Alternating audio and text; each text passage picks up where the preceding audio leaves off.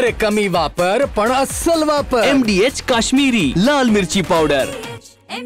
स्वर्गीय गोपीनाथ मुंडे यांच्या 11व्या स्मृती दिनानिमित्त गडावरती आलेले आहेत। हाके साहेब, आज तुम्ही गडावरती आलात, काय भावना आहे तुमच्या मुंडे साहेबाबद्दल? या महाराष्ट्रातल्या ओबीसी भटक्या विमुक्त जाती जमातींच्या भावना ज्या गोपीनाथराव मुंडे यांच्या स्मृतीस्थळावर गुंतलेल्या आहेत, त्या स्मृतीस्थळावर मी आलेलो आहे। आणि आज प्रकर्षानं जाणीव होते की आजच्या या परिस्थितीमध्ये वंदनीय स्वर्गीय गोपीनाथराव मुंडे हयात असायला हवे होते। जर ते हयात असते तर आजचं जे वातावरण आहे, या वातावरणावरती निश्चित त्यांनी अधिकारवाणीनं सर्व लोकांना कन्व्हिन्स केलं असतं।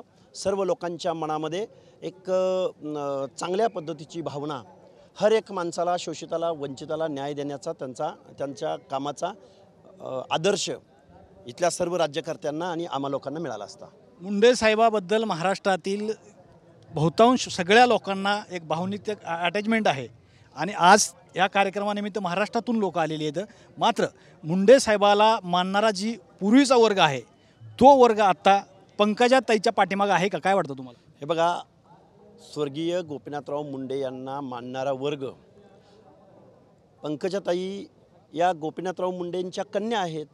त्यामुळे बाय डिफॉल्ट हा वर्ग जो गोपीनाथराव मुंडेंना मानतो तो ताईंना मानणारच।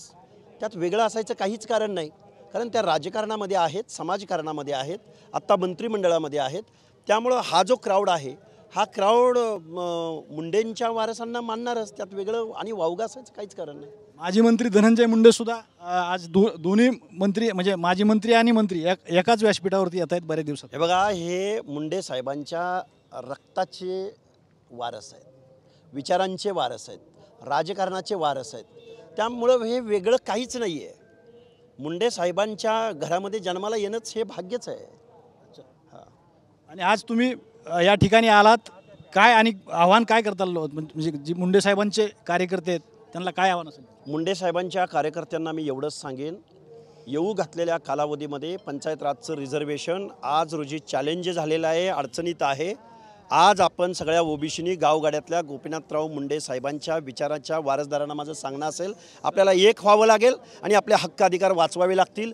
येऊ घातलेल्या कालावधीमध्ये आम्ही महाराष्ट्रामध्ये ओबीसींची परिक्रमा, ओबीसींचा लॉंग मार्च काढणार आहोत। या लॉंग मार्चला तुम्ही एकीनं उभं राहायचं आणि आपल्या हक्क अधिकारासाठी लढायचं, हे मी एवढंच या भक्तांना मी सांगेल। कॅमेरामॅन विनोदसह मी श्रीराम क्षीरसागर, TV9 मराठी, परळी।